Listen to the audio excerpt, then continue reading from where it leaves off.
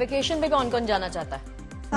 ये ऐसा सवाल है जिसका जवाब हाँ ही होगा। अगर आप दोबारा छुट्टी ना ले तो हम सब जा सकते हैं। मेरे को तो जैसे मिलने वाली है, मैं तो लेके जा रही हूँ। I am planning. तो आप अभी तो आए हो, अभी तो आप आए हो, अभी नहीं आई एम जाना। नॉट। अभी तो फिलहाल सब अभी लोग आप होली लोग की जाइए। छुट्टी की प्लानिंग कर रहे हैं।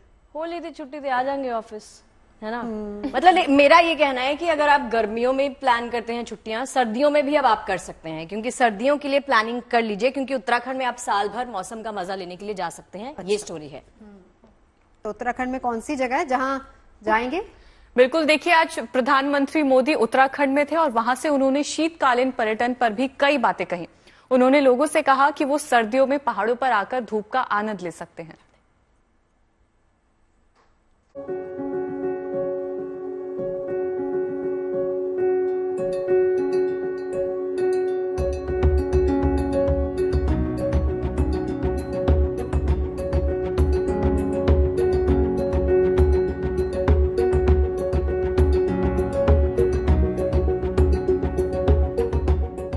अब उत्तराखंड की पहाड़ी वादियों में साल भर सैर की तैयारी है। चाहे मौसम कोई भी हो, गर्मी हो या सर्दी, हिमपात हो या बरसात, कभी भी इस पहाड़ी प्रदेश के रास्ते बंद नहीं होंगे। और कभी भी ऐसा नहीं होगा कि उत्तराखंड के पर्यटन स्थलों पर सैलानियों की चहल पहल न दिखे।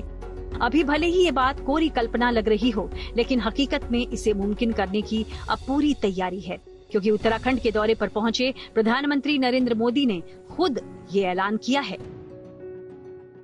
मैं चाहता हूं कि उत्तराखंड में कोई भी सीजन हो, कोई भी सीजन ऑफ सीजन ना हो, हर सीजन में टूरिज्म ऑन रहे। अब ऑफ नहीं, ऑन का जमाना।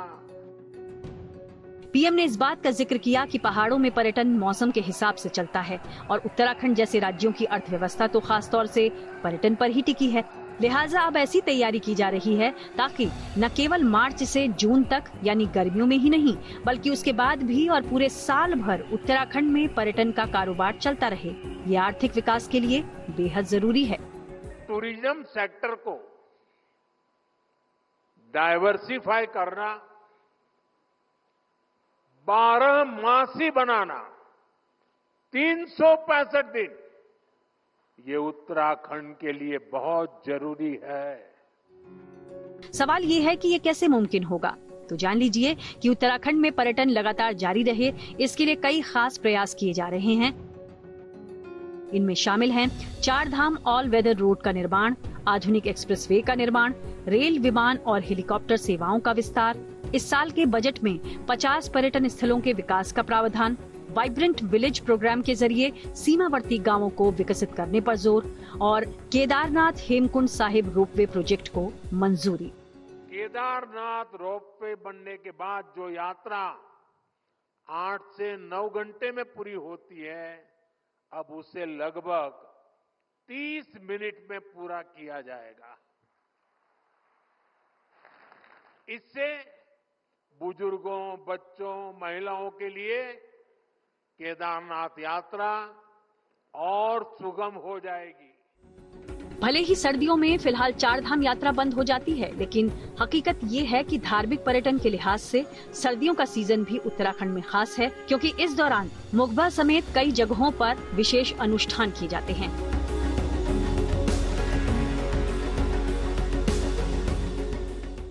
मां गंगा के मायके के रूप में प्रसिद्ध मुगबा में पीएम मोदी खुद आए और गंगा मैया को बड़ी शिद्दत से याद किया।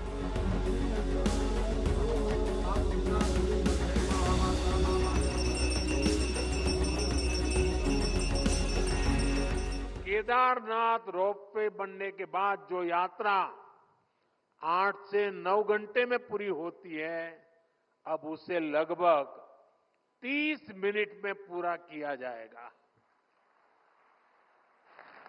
इससे बुजुर्गों, बच्चों, महिलाओं के लिए केदारनाथ यात्रा और सुगम हो जाएगी। वैसे तो उत्तराखंड पहले से ही दुनिया के खास टूरिस्ट डेस्टिनेशंस में शुमार है, लेकिन अब इसका दायरा और बढ़ाने की तैयारी है। नतीजा ये है कि माणा समेत चीन सीमा के करीब के कई गांवों में टूरिज्म इंफ्रास्ट्रक्चर विकसित हो रहा है।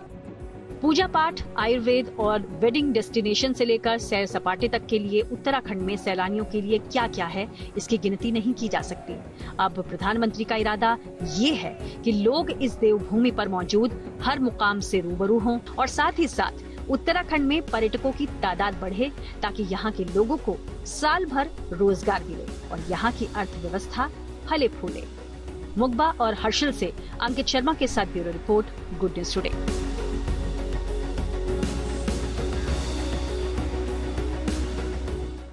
वैसे गीतिका उत्तराखंड से ही है, तो गीतिका सबसे अच्छी जगह कौन सी है उत्तराखंड घूमने की? उत्तराखंड में दोनों ही जगह बहुत खूबसूरत है, गढ़वाल भी और कुमाऊं भी।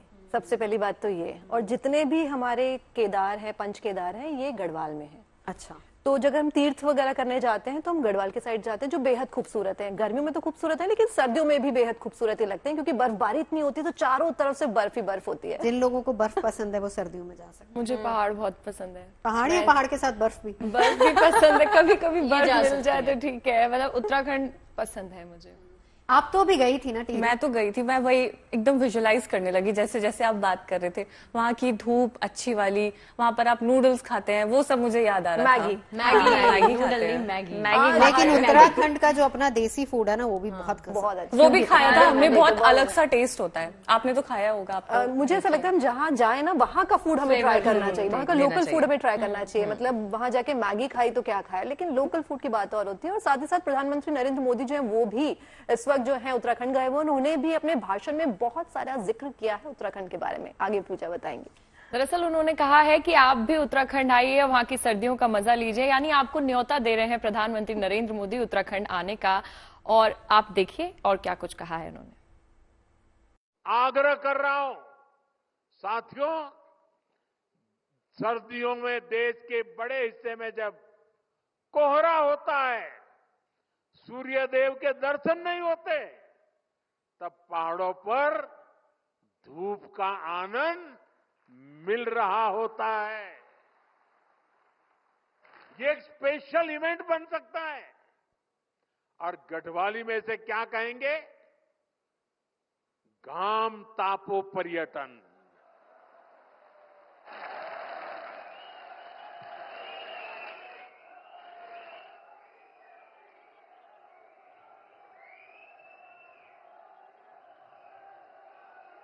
सही है ना? गाम तापो पर्यटन। इसके लिए देश के कोने कोने से लोग उत्तराखंड जरूर आए। खासकर हमारे कॉरपोरेट वर्ल्ड के साथी, वे विंटर टूरिज्म का हिस्सा बने।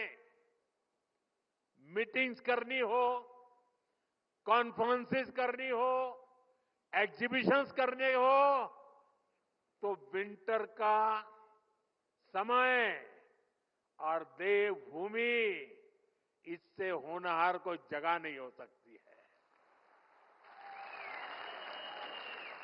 मैं कॉरपोरेट वर्ल्ड के बड़े महानुभावों से भी आग्रह करूंगा, वो अपने बड़े बड़े सेमिनार्स के लिए उत्तराखंड आए, माइस सेक्टर को एक्सप्लोर करें। यहां आकर लोग योग और आयुर्वेद के जरिए रिचार्ज और री एनर्जाइज भी हो सकते हैं। सर्दियों में डेस्टिनेशन वेडिंग के लिए भी उत्तराखंड को देशवासी प्राथमिकता दें। इसी तरह भारत की फिल्म इंडस्ट्री से भी मेरी अपेक्षाएं हैं। उत्तराखंड को मोस्ट फिल्म फ्रेंडली स्टेट का पुरस्कार मिला हुआ है।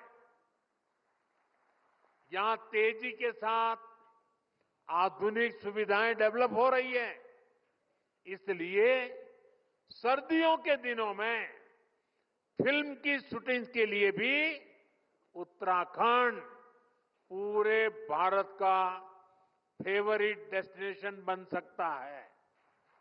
दुनिया के कई देशों में विंटर टूरिज्म काफी पॉपुलर है। उत्तराखंड में विंटर टूरिज्म को बढ़ावा देने के और इसके लिए हम ऐसे देशों से बहुत कुछ सीख सकते हैं। मैं चाहूंगा उत्तराखंड के टूरिज्म सेक्टर से जुड़े सभी स्टेक होल्डर्स, होटल और रिसोर्ट्स उन देशों की जरूर स्टडी करें। मैं नोट कर रही थी एक्चुअली फोन में कि टेम्परेचर कितना है दिल्ली का। 21-22 डिग्री तो कल शाम को भी दिखा रहा था, 17-18 तक भी पहुंचा था। तो दिल्ली में अभी आपको मौसम कैसा फील हो रहा है? मौसम अच्छा है। आज ही सुबह मैं पढ़ रही थी कि अगले 3 दिन मेट डिपार्टमेंट का कहना है कि दिल्ली में ठंड होगी और होली के बाद से जिस गर्मी का इंतजार हम कर रहे थे, जिसकी जिक्र हम कर रहे थे, वो होली के बाद से। तो वो वैसे एक झटका तो आया था, एक फील तो हमने कर लिया है ना। हमें लगा था कि अभी पैक कर दें, थोड़ा ठंड हो रही है क्योंकि ठंडी हवाएं चल रही हैं। धूप है लेकिन ठंडी हवाएं चल रही हैं। क्योंकि मैंने तो पैक कर दिए थे ऑलमोस्ट कपड़े, मुझे भी जैकेट निकालनी पड़ी। आपने और इन्होंने दोनों ने पैक कर दिया ना। हम सबसे लास्ट होने वाले हैं। हम प्रॉपर प्लानिंग के साथ चलते हैं। ओवर तो कॉन्फिडेंट। कहानी यही है कि दिल्ली का टेम्परेचर जो है वो डिप होता जा रहा है और पहाड़ों पर जो बर्फबारी हो रही है उसका असर मैदानी इलाकों में देखा जा सकता है। और उसी वजह से दिल्ली की जो आबो हवा बहुत अच्छी हो गई। शगुफ्ता, जिसका जिक्र आप कर रही थी ना कि दिल्ली की आबो हवा की हम बात करें तो मौसम तो ठंडा है ही लेकिन साफ सुथरी हवा भी है। मतलब अगर पहाड़ों पे नहीं जा सकते तो दिल्ली में घूम सकते हैं। क्यों पूजा? नहीं, दिल्ली में पर बर्फ नहीं पड़ने वाली, पहाड़ों में तो जाना पड़ेगा। 350 से ऊपर है ना। हाँ, AQI बढ़ गया है इस वक्त, वो AQI 135 के आसपास है। तो कुल मिलाकर ये हवाएं भले ही थोड़ी ठंड लेकर आई हैं, लेकिन इन हवाओं से सांसों को खूब राहत मिली है।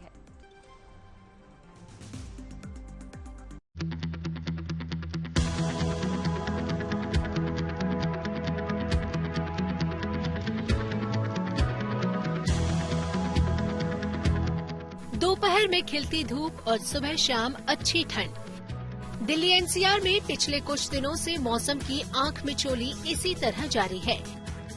करीब एक हफ्ते पहले दिन में धूप में तपिश महसूस होने लगी थी। उस वक्त माना जा रहा था कि गर्मी का मौसम दस्तक दे चुका है, लेकिन फिर अचानक मौसम बदला और पहाड़ों पर हो रही बर्फबारी का असर मैदानी इलाकों पर भी दिखने लगा।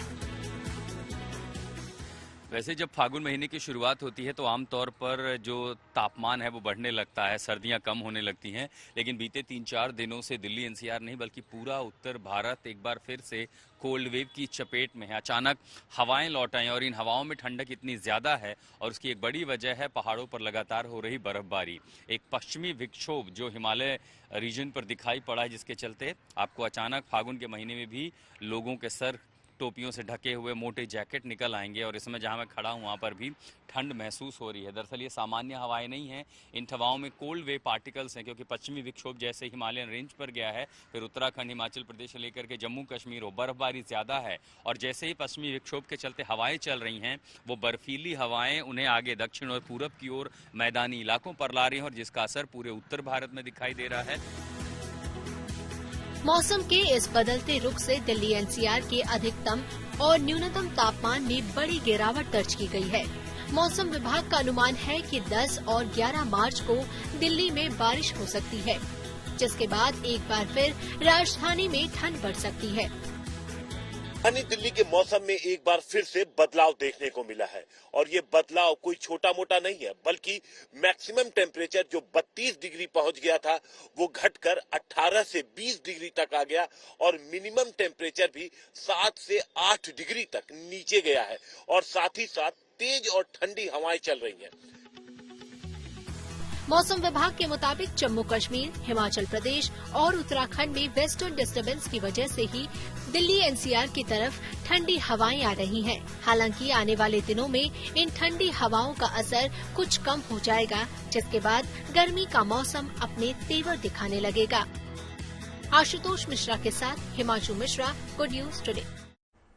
इस पीछे की तस्वीर को देख के ठंड किसको लग रही है बताओ? मुझे तो नहीं लग रही। अब गोवा तो जेड़ा वापस आया उन्हें कितनी ठंड लगी। ऐसे थोड़ी होता, गोवा में ठंड थोड़ी थी, गोवा में गर्मी थी, इतनी ज्यादा गर्मी हो गई कि अब आपको पहाड़ों की बर्फ से फर्क नहीं पड़ता। गोवा का वेदर वाज हॉट, ये तो आपको पता ही है। और इन तस्वीरों को देख के लग रहा है वेरी कोल्ड। कहानी लेकिन क्या है? हम एक दूसरे को देखकर क्या लग रहा है वो जरूरी है और जानना। अच्छा लग रहा है, हॉट लग रहा है, अच्छा लग रहा है, बहुत खूबसूरत लग रहा है। कभी कभी सेम कलर्स हमें पहनने चाहिए। बिल्कुल। लेकिन मैदानी इलाकों में ना हवाओं के लिए पहाड़ों पर हो रही बारिश और बर्फबारी एक बड़ी वजह है, क्यों दीपिका? बिल्कुल। देखिए, अब इसके बाद आपको कश्मीर और हिमाचल हम लिए चलेंगे, वहां की तस्वीरें और मौसम क्या बता रहा है, देखिए।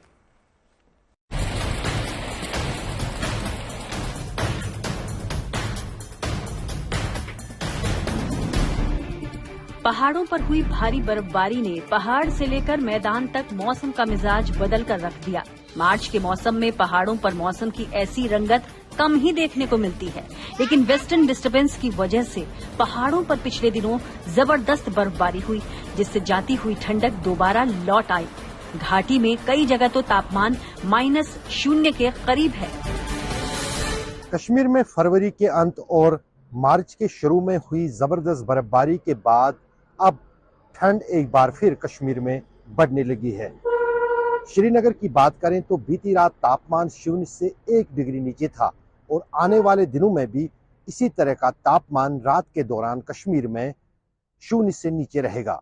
उसकी वजह साफ है, जिस अंदाज से पहाड़ों पर जबरदस्त जो है बर्फबारी हुई है और रात को खुले आसमान के चलते बर्फीले हवाएं चलती हैं, वही मैदानी इलाकों में इस नई ठंड की लहर को ला रहे हैं और लोगों को भी ये महसूस हो रहा है। कश्मीर की ये ठंडक सैलानियों के लिए खुशियों का पैगाम लेकर आई। सर्दी में जम जाने से जिस डल लेक में शिकारा करना मुश्किल हो गया था, वहां अब शिकारे सैलानियों को डल लेक की सैर करा रहे हैं। मौसम का ये बदलाव लोगों को पसंद भी आ रहा है। घूमने के लिए ही आए हैं और यहाँ बहुत अच्छा लग रहा है। ठंड बहुत अच्छी है। सबसे बड़ी बात है, ठंड एकदम वर्जिन है, कोई पोल्यूशन नहीं है, तो यहाँ की ठंड हम लोग एंजॉय कर रहे हैं। सबको आना चाहिए, ये जन्नत है पृथ्वी की। बहुत अच्छा लग रहा है, ये ठंड भी बहुत प्यारी लग रही है। इस ठंड के लिए हम यहाँ आए हैं अभी, और हम 42 ईयर्स बाद रिटर्न आए हैं इधर। 42 ईयर्स बिफोर हम यहाँ आए थे, उसके बाद आज कश्मीर को देख रहे हैं तो बहुत ही चेंज लग रहा है, बहुत ही अच्छा लग रहा है। बर्फबारी फिलहाल तो बंद है, लेकिन गुरेज समेत उत्तरी कश्मीर के ऊंचाई वाले क्षेत्रों में पिछले दिनों हुई भारी बर्फबारी का असर जमीन पर अब नजर आ रहा है। भारी बर्फबारी से कई इलाके अब भी कटे हुए हैं। बर्फ हटाने वाली मशीनें दिन रात बर्फ हटाने का काम कर रही हैं।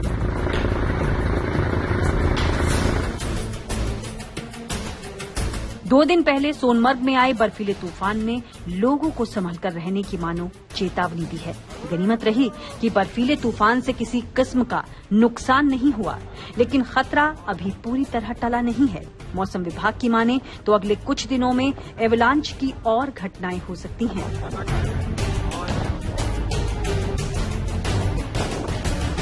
दो बड़े बर्फीले तूफान जो है वो सोनमर्ग में आए हैं, लेकिन गनीमत ये रही कि उन बर्फीले तूफानों की चपेट में कोई शख्स या कोई जगह नहीं आई और कोई जानी या माली नुकसान नहीं हुआ। इसी तरह कई सारे एवलांच जो हैं गुलमर्ग के ऊपरी इलाके अफरवट हिल्स में आए, लेकिन उनमें भी सतर्कता के चलते किसी तरह के किसी भी नुकसान की खबर नहीं है। गुरेज और दूसरे पहाड़ी इलाकों में 5 जिलों की बात करें, चाहे कुपवाड़ा हो, गुरेज हो, बांडीपोरा हो, बारामुल्ला हो या फिर गांदरबल, इन सभी जिलों के पहाड़ी इलाकों में फिलहाल आने वाले कुछ समय तक बर्फीले तूफानों का खतरा बना हुआ है। बर्फबारी के बाद फिलहाल तो घाटी कड़ाके की ठंड की चपेट में है, लेकिन दिन में निकल रही धूप आने वाले दिनों में अच्छे मौसम का संकेत दे रही है। उम्मीद है कि आने वाले दिनों में लोगों को ठंड से निजात मिलेगी। श्रीनगर से अशरफ वानी के साथ bureau report, good news today. चाय किसी ने भी नहीं पी। ठंड की बातें करे जा रहे हो। दिल्ली में ठंड है, पहाड़ों पे ठंड है, चाय कोई पी ही नहीं रहा है। आप चाय लेंगी? नहीं, आप पहले पीकर बताइए। हाँ, ये हमेशा इसका यही है कि एक्सपेरिमेंट करो। और गीतिका चाय पीजिए, आप बताइए चाय कैसी है? चाय इस मौसम के हिसाब से चाय तो आपको एक ही पसंद आएगी, वो मैं आपको बता देती हूँ। कर दो तारीफ, कर दो। मैं कह रही हूँ जो आपने एक ही बार पिलाई है वो वाली चाय। 2 बार पिलाई है मैंने, एक ही बार पी है मैंने। स्पेशली एक बार सर से परमिशन लेके मैं बनवा के चाय लेके आई घर। नहीं, चाय बढ़िया हो रही है। चाय बढ़िया हो रही है। मैं भी टेस्ट करके बता दूं, फिर उसके बाद दीपिका। अच्छा, एनीवेज, अब विंटर की बात कर ली, चाय की बात कर ली, अब साथ में कुछ और भी जोड़ दो। चाय सच में बहुत अच्छी है। अदरक वाली चाय है, मैंने बहुत अच्छी चाय। अदरक मतलब आप कहाँ लेकर जा रही हैं? विंटर गेम्स वो हो रही हैं जम्मू कश्मीर के गुलमर्ग में। स्टार्ट हो रही है 9 मार्च से और चलेंगी ये 22 फरवरी तक।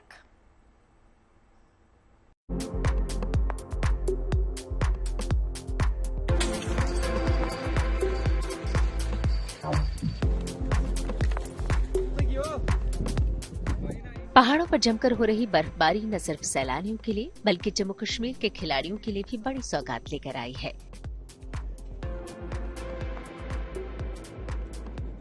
दरअसल बर्फ न होने की वजह से जिस खेलो इंडिया विंटर गेम्स का आयोजन इस साल स्थगित हो गया था, अब यहां भारी बर्फबारी के बाद एक बार फिर से उसकी अनाउंसमेंट हो गई है। जम्मू कश्मीर के गुलमर्ग में 9 मार्च से इसका आयोजन होने जा रहा है। ऐसे में आयोजक इसकी तैयारी में जुट गए हैं। मशीनों से बर्फ के मैदान तैयार किए जा रहे हैं और एथलीट्स खेलों की प्रैक्टिस के लिए बर्फ पर जोर आजमाइश करने पहुंच रहे हैं। पहले तो काफ़ी नाराज़ हुए थे जो 22 तारीख को खेलो इंडिया होने वाला था, क्योंकि यहाँ पे स्नो कंडीशन नहीं थे तो उसकी वजह से डिले हुआ था। तो इस बार काफ़ी खुश है, 9th से ये गेम हो रही है। इस बार नेशनल भी नहीं हुआ बिकॉज स्नो बहुत ज़्यादा कम था। तो ये पहला इवेंट इस सीज़न का हो रहा है खेलो इंडिया। हम भी वेट कर रहे हैं 9 तारीख तक। इंशाल्लाह हम भी उसमें भाग लेंगे और इंशाल्लाह मेडल के लिए हम कोशिश करेंगे। पोस्टपोन हो गया था खेलो इंडिया, तो अब हमें बहुत ज़्यादा खुशी है। खुशी का कोई ठिकाना नहीं है कि ये 9 मार्च से फिर से शुरू हो रहा है और हम इसमें पार्टिसिपेट कर रहे हैं। तो जो दुनिया भर के एथलीट्स हैं वो यहाँ आ रहे हैं और हम उनके साथ कम्पीट करेंगे। इसके लिए हमें बहुत ज़्यादा खुशी है कि हम यहाँ से जीत के जाएंगे, ये उम्मीद है हमें। बहुत ही खुशी हो रही है कि जब से हमने सुना कि 9 मार्च से स्टार्ट हो रहा है खेलो इंडिया, हम अपनी पूरी कोशिश करेंगे कि हम भी मेडल्स जीत के लेके आए।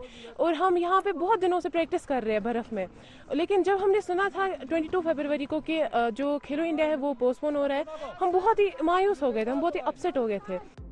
नई अनाउंसमेंट के मुताबिक खेलो इंडिया विंटर गेम्स का आयोजन गुलमर्ग में 9 मार्च से शुरू होगा, जो 12 मार्च तक यानी 4 दिनों तक चलेगा।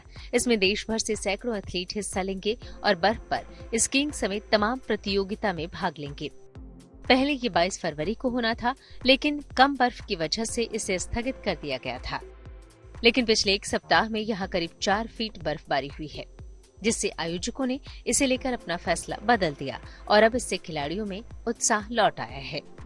जो एथलीट हैं काफी ज्यादा खुश हैं। मायूसी थी क्योंकि जम्मू कश्मीर और खासकर कश्मीर के अलग अलग हिस्सों से कई सारे एथलीट इसमें भाग लेते हैं और वो काफी दुखी थे क्योंकि उनको जो है ये लग रहा था कि शायद इस साल अब गेम्स ना हो। लेकिन तभी कुदरत और मौसम ने जो है पलटी खाई और भारी बर्फबारी की वजह से अब स्नोफॉल काफी ज्यादा है और स्नो एक्यूमुलेशन भी अच्छी खासी है और गेम्स के लिए जो है बिल्कुल अनुकूल है। कैमरा पर्सन तारिक लोन के साथ मीर फरीद, श्रीनगर। ईंट का जवाब पत्थर से, लेकिन यूपी के संभल में पुलिस ने इस कहावत को बदल दिया।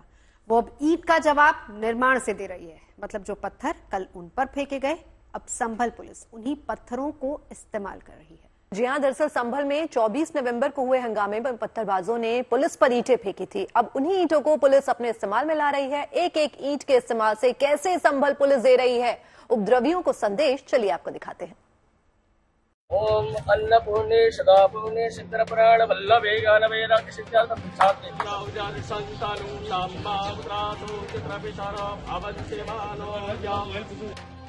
संभल से आई ये दोनों तस्वीरें कोई साधारण तस्वीरें नहीं, ये बिगाड़ का जवाब है। ये डिस्ट्रक्शन का जवाब है जो कंस्ट्रक्शन से दिया जा रहा है। ये दंगाइयों को, पत्थरबाजों को सरकार का जवाब है, जिसमें हिंसा का बदला सुरक्षा और निर्माण कर दिया जा रहा है। ओम अन्नपूर्णे सदापूर्णे सिद्धरपुराण वल्लभे गानवे। कंस्ट्रक्शन की ये तस्वीरें संभल के दीपा सराय इलाके की हैं। पंडित जी मंत्र पढ़ रहे हैं, पुलिस वाले यजमान हैं और यहाँ पुलिस चौकी के लिए भूमि पूजन किया जा रहा है। खास बात यह है कि इस पुलिस चौकी का निर्माण उन ईंट पत्थरों से किया जाएगा जो 24 नवंबर 2024 को यहाँ हुए बवाल में उपद्रवियों ने पुलिस कर्मियों पर फेंके थे। 24 नवंबर को जो उपद्रवियों द्वारा हिंसा भड़काई गई थी, उसमें उनके द्वारा करीबन 6 ट्रॉली ईंट पत्थर है वो पुलिस के ऊपर फेंके गए थे, जिसको बाद में नगर पालिका के द्वारा कलेक्ट करवाया गया था और यार्ड में सेफली रखवाया गया था।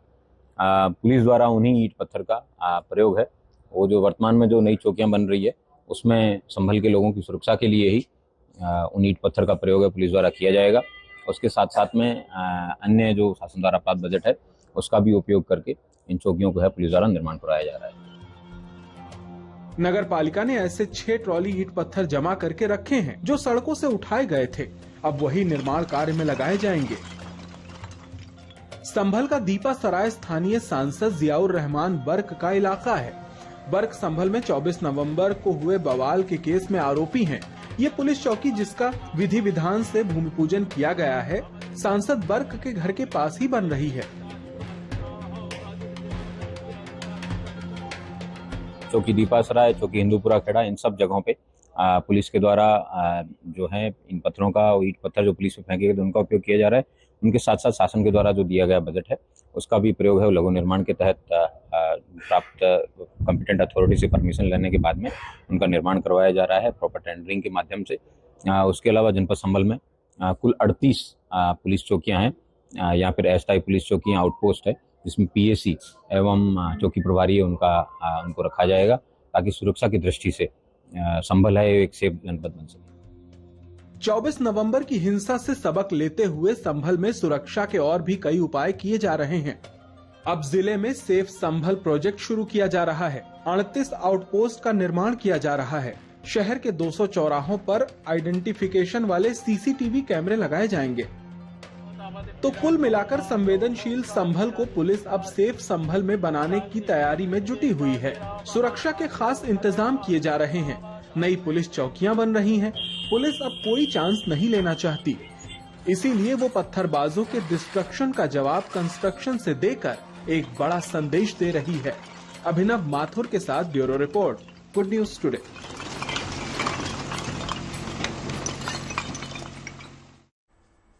इंसान और जानवर के बीच की टकराव की खबरें आए दिन सामने आ रही हैं। इसी बीच अक्सर सुनने को मिलता रहा है कि जंगलों का दायरा कम हो रहा है। भूख प्यास की तलाश में आए दिन जानवर इंसानी बस्ती में भटकते हुए पहुंच रहे हैं, वहां हमला कर रहे हैं। छत्तीसगढ़ के कांकेर में भी तेंदुए एक घर के अंदर दिखाई दिया है। हालांकि घर के मालिक ने समय रहते हुए वन विभाग की टीम को जानकारी दी और तब रेस्क्यू टीम ने मौके पर पहुंचकर जाल बिछाया। क्या वन विभाग इस तेंदुए को पकड़ने में हो पाया है कामयाब? चलिए आपको दिखाते हैं।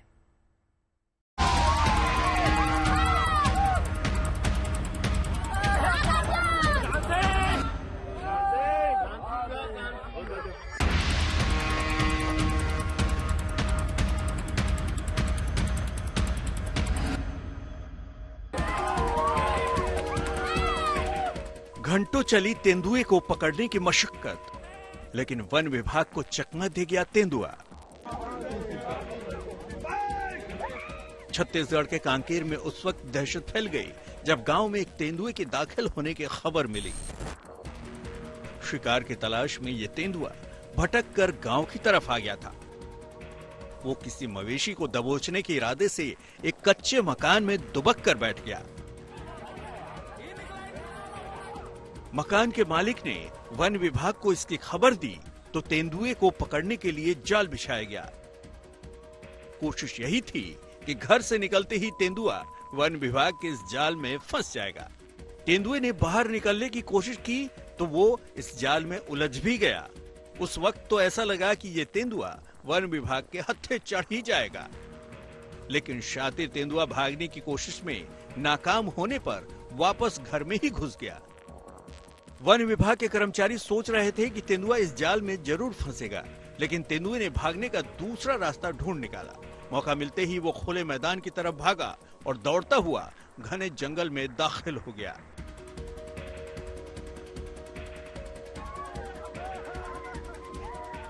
कांकेर में जिस गांव में ये घटना हुई वो सरोना फॉरेस्ट रेंज में आता है। पिछले कुछ महीनों में छत्तीसगढ़ के दुधवा रीजन में तेंदुए के हमले की कई घटनाएं हुई हैं। इन हमलों में 5 गांव वाले जख्मी भी हुए। इंसानी बस्ती में तेंदुए के बार बार आने से गांव वाले डरे हुए हैं। फिलहाल वन विभाग रिहायशी इलाकों में इंसानों और बेजुबानों के बीच बढ़ते टकराव को कम करने के लिए उपाय ढूंढ रहा है। कांकेर से सुमी के साथ bureau report, good news today. इतनी बातें करती हो, पढ़ने का मौका ही नहीं देती। क्यों पढ़ना है? प्रोड्यूसर ने मेहनत से लिखा है यार। प्रोड्यूसर आपको आइडिया देते हैं, फिर वो कहते हैं कि सब लड़कियां इतनी क्रिएटिव हैं, क्या अपनी बात तरफ से पढ़ सकती हैं। तो होली है भाई, होली है, होली है, बस होली है तो है। होली कब है? ये होली को लेकर भी कंफ्यूजन है वैसे। करेंगे। आप गुड न्यूज टुडे देखते रहिए, हम आपके कंफ्यूजन को दूर करेंगे कि आप किस दिन रंगों के साथ होली खेलें। देखिए अब आपको रंग दिखाते हैं, दीपिका रंग दिखाएंगे। बिल्कुल, देखिए देश भर में होली का रंग चढ़ने लगा है। काशी से लेकर मथुरा तक होली की भव्य तैयारियां जारी हैं। काशी की विश्व प्रसिद्ध मसाने की होली को लेकर नागा साधुओं का उत्साह देखते ही बन रहा है। वहीं बरसाना में लठमार होली की तैयारी चल रही है। होली के बाजार भी सजने लगे हैं। जयपुर के चादर दीवारी बाजार में गुलाल गोटा तैयार किया जा रहा है। बताया जाता है कि यहाँ गुलाल गोटा से होली खेलने की शुरुआत राजा महाराजाओं के समय से हुई थी, लिहाजा बाजारों में शाही गुलाल के रंग अभी से सजने लगे हैं।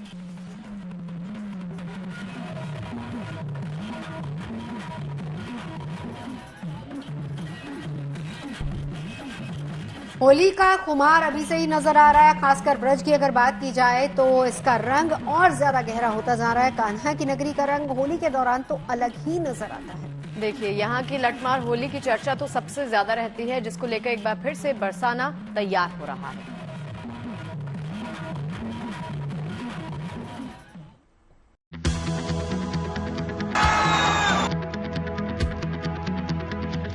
रेगिस्तान की धरती पर जब फागुन की धूप चमकती है, तब उस चटक धूप में उड़ रहे रंग भी चटकीले होकर होली की उमंग और मस्ती को 2 गुना कर देते हैं। परंपरा और संस्कृति की होली में रंगे राजस्थान को इसलिए भी अलबेला राजस्थान कहा गया है। राजस्थान की इसी परंपरा, समृद्ध संस्कृति और विरासत को आगे बढ़ा रहा है ये गुलाल गोटा, जो खासकर गुलाबी नगरी की शाही पहचान राजा महाराजाओं के वक्त से रहा है। जयपुर के चार दीवारी बाजार के मणिहारों के रास्तों में लाख की छोटी गोल आकार की गेंदों में नेचुरल कलर्स भरकर ये गुलाल गोटा तैयार किया जा रहा है। लाख से गुलाल गोटा बनाने का ये रिवाज 7 पीढ़ियों से ये मुस्लिम परिवार निभा रहा है।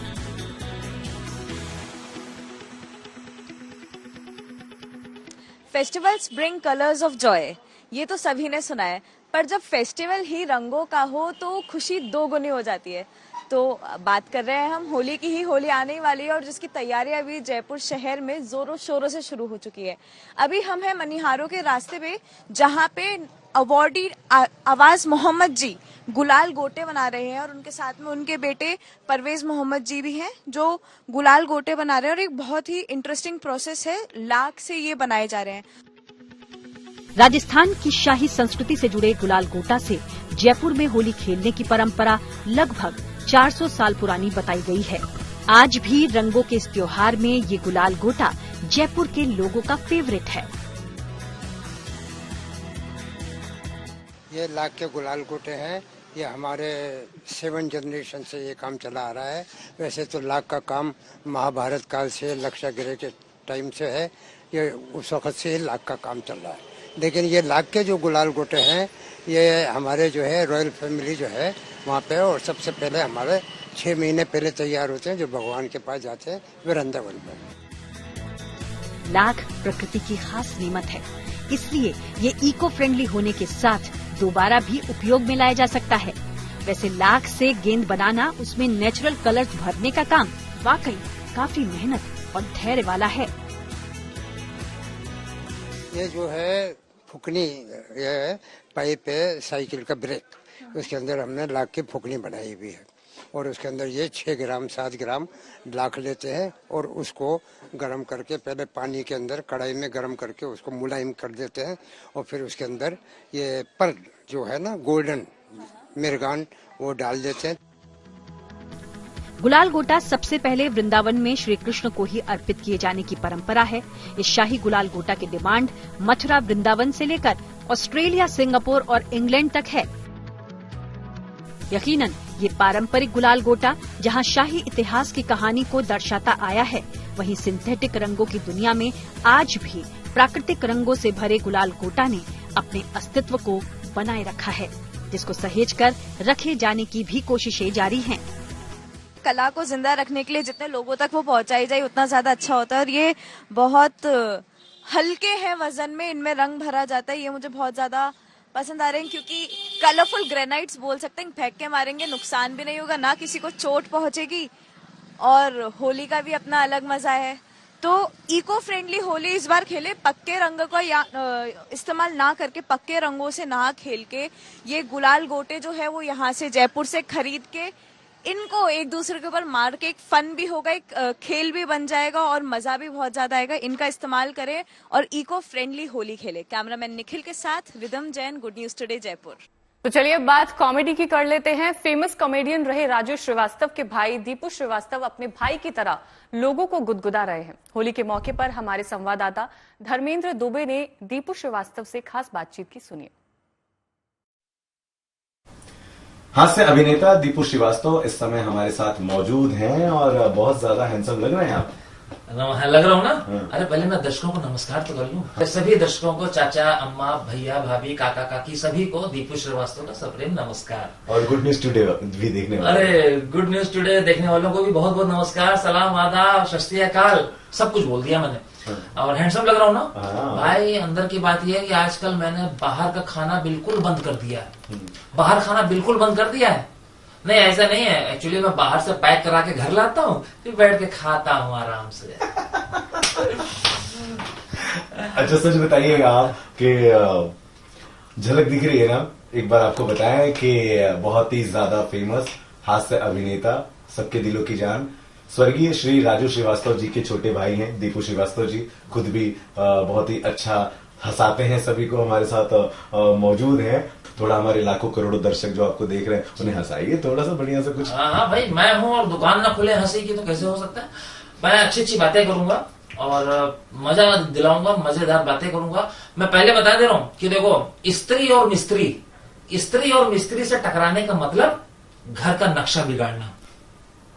टकराव नहीं है कि नहीं यार? वो गैस से मैं याद आया कि दुनिया गोल है। मुझे मालूम हो गया दुनिया गोल है। मैं बताता हूँ, देखो गैस पर चाय बनती है और चाय से गैस बनती है। क्या बात है, दुनिया गोल है। मजा आ गया, मजा आ गया। अच्छा, जो डिनर सेट होता है, डिनर सेट, वो पूछना था आपसे कि धर्म भाई कि डिनर सेट में हम दोपहर का खाना खा सकते हैं कि नहीं? अरे क्यों नहीं खा सकते? अच्छा यार, ये तो मैंने सोचा नहीं आ सकता। हमारे यहाँ 2-3 रखे हैं, उसमें खोलने में डर लगता है दोपहर में खाना खाएं कि ना खाएं। किया है किसी शायर ने क्या खूब कहा है, अभी रोशन हुआ जाता है रास्ता, देखो एक औरत आ रही है। वाह वाह वाह वाह, क्या बात है। एक महिला जो परिवार की धुरी है, समाज को भी जीने का सलीका सिखाती है। वो औरत ही है जो खुद से ज्यादा अपनों की फिक्र में ही जिंदगी गुजार देती है। और देखिए, आज यही महिला समाज में नए नए कीर्तिमान बना रही है, पुरुषों के साथ बराबरी पर खड़ी है। तो देखिए, वुमेन्स डे में भले ही अभी 2 दिन है, लेकिन यहाँ पर सेलिब्रेशन अभी से शुरू हो चुका है। वुमेन्स डे की सारी खबरें, अच्छी अच्छी खबरें आपको दिखाएंगे। बस कल आइएगा जरूर, चाय बड़ी अच्छी।